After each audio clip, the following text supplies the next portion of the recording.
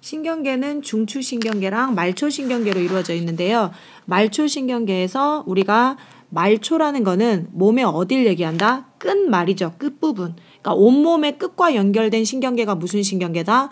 말초신경계다. 근데 이 말초신경계는 어디에서 뻗어나와 있냐면 그렇죠. 뇌하고 척수에서 뻗어나와서 어디에 분포되어 있다? 그렇죠. 온몸에 분포되어 있는 신경계다.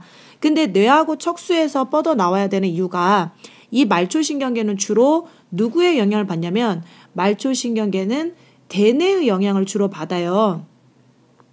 보자. 우리가 말초신경계는 누구의 영향을 주로 받는다? 대뇌의 영향을 받는다. 근데 선생님 왜 주로라는 말을 썼냐면 이 말초신경계가 또다시 체성신경계와 우리가 자율신경계로 나뉘는데 이 체성신경계의 경우는 누구 명령을 받는 게 맞다? 그렇죠. 대뇌의 명령을 받는 게 맞는데 자율신경계는 이름이 뭐다? 자율이죠. 왜냐하면 이 자율신경계는 대뇌 의지하고는 상관이 없다는 거죠. 우리가 자율신경계는 대뇌 의지랑 상관이 없고 선생님이 중추신경계 설명할 때 그렇죠. 아래 나와 있네요. 그렇죠. 간내나 연수에 영향을 받는다는 거. 그래서 우리가 이름이 뭐다? 얘는 자율신경계다. 그럼 일단 선생님이 말초신경계가 체성신경계와 자율신경계로 나뉘는데 일단 제가 체성신경계에 대해서 설명을 한번 해볼게요. 체성신경계는 또다시 체성신경계는 두 개로 나뉠 수가 있는데 지금 이제 화면에는 나와 있지 않죠.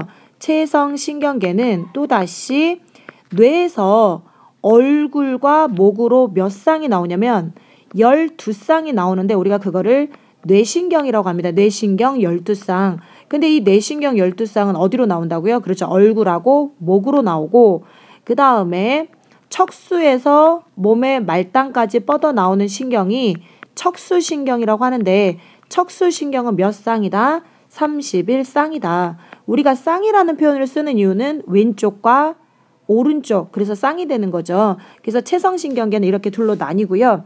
체성신경계는 주로 누구 명령을 받는다고요? 그렇죠. 대뇌 명령을 받고 이 체성신경계를 이루는 그 주로 뉴런은 감각 뉴런으로 이루어진 감각신경하고 운동 뉴런으로 이루어진 운동신경으로 구성이 돼 있어요. 그런데 자율신경계는 이 자율신경계는 선생님이 아까 뭐라 그랬냐면 일단 누구 의지랑 상관이 없다. 그렇죠.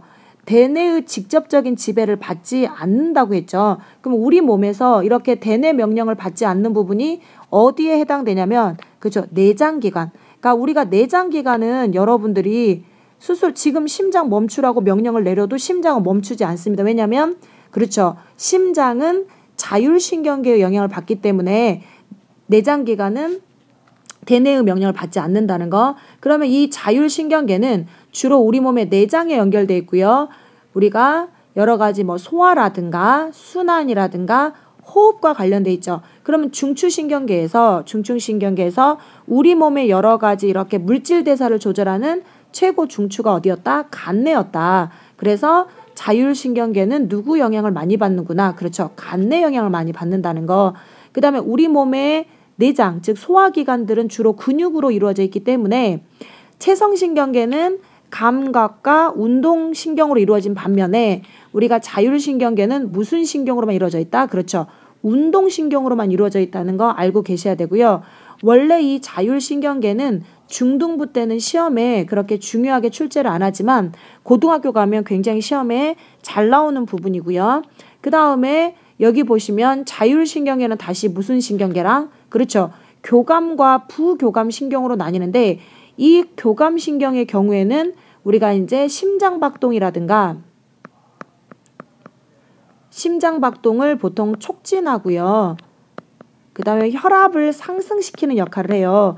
근데 심장박동은 촉진시키는 대신에 소화와 관련된 운동은 소화관 운동은 억제시키는 일을 해요. 교감신경은 소화관 운동 같은 거를 뭐한다? 억제시키는 일을 한다. 반면 부교감신경은 지금 교감신경이 심장박동을 쌤이 촉진시킨다고 했잖아요. 그런데 부교감신경은 이와 반대로 심장박동을 뭐하는 효과가 있냐면 심장박동을 억제시켜요. 혈압을 내리고 심장박동을 억제시키는 일을 한다는 거. 즉 교감과 부교감은 하는 일이 어떻다? 반대다. 그러면 부교감 신경은 심장박동은 억제시키는 대신에 소화관 운동은 어떻게 한다? 촉진시킨다는 거죠. 그래서 우리가 부교감 신경이 작용하면 소화는 잘 일어나지만 공부가 잘 안 되고, 그 다음에 교감 신경이 작용하면 학습은 잘 되는데 소화가 안 되는 거죠. 그래서 이처럼 우리가 이렇게 서로 반대되는 일을 하는 이들의 관계, 이렇게 하나가 억제하고 하나가 촉진하는 이런 반대 관계를 우리가 무슨 작용이라고 하냐면 이거를 우리가 기량작용이다라고 합니다. 근데 이 기량작용은 어디서 더 시험에 잘 나오냐면 호르몬의 작용에서 잘 나와서 호르몬에서 다시 한번 설명을 하도록 하고, 그 다음에 이제 우리가 신경계에 대해서 설명이 끝났고요. 그 다음에 뉴런에 대해서 다음에 설명을 하도록 하겠습니다.